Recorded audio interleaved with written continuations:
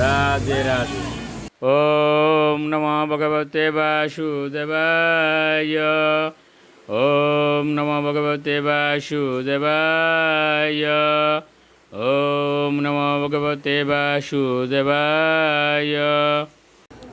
শ্রীমদ্ ভাগবত চতুর্থ স্কন্দ পোষণম অষ্টম অধ্যায়। ধ্রুব মহারাজের গৃহত্যাগ ও বনগমন। শ্লোক 21।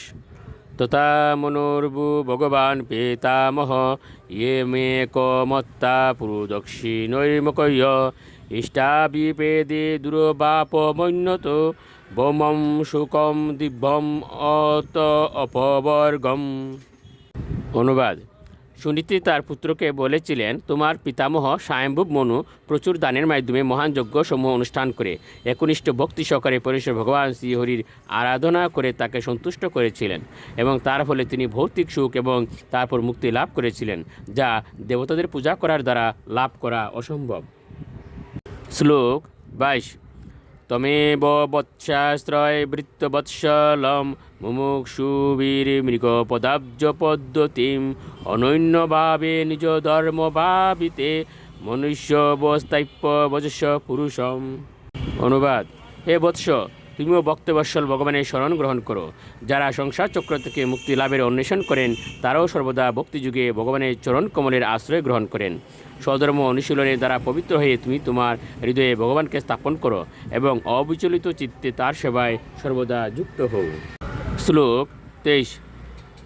নৈন্যম তদ পদ্ম পলাশলোচনাদ দুঃখ চিদম তে মৃগয়ামি কচ্চন ইয়ো মৃগ তে অস্ত গৃহীত পদ্ময়া শ্রীয়েতরৈরঙ্গ বিমৃগ মানয়া।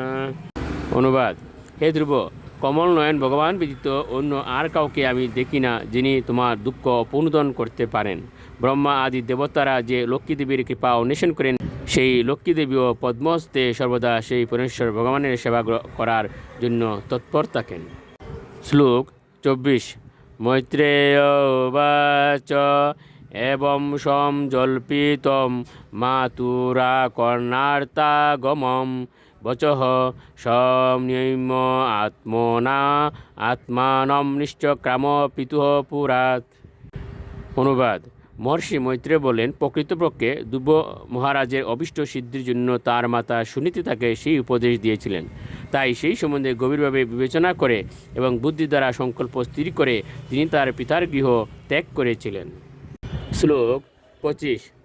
নারদ তদুপাকন্ন জ্ঞাতা তস্য চিকীর্ষিতম স্পৃষ্টা মূর্ধন্য গগ্নেন পানিনা প্রাহ বিস্মিত। অনুবাদ। মহর্ষি নারদ সেই সংবাদ শুনেছিলেন এবং ধ্রুব মহারাজের কার্যকলাপ সম্বন্ধে জ্ঞাত হয়ে তিনি বিষয়ান্বিত হয়েছিলেন। তিনি ধ্রুবের কাছে গিয়ে তার পবিত্র অস্ত্রের দ্বারা তার মস্তক স্পর্শ করে বলেছিলেন, রাধে রাধে।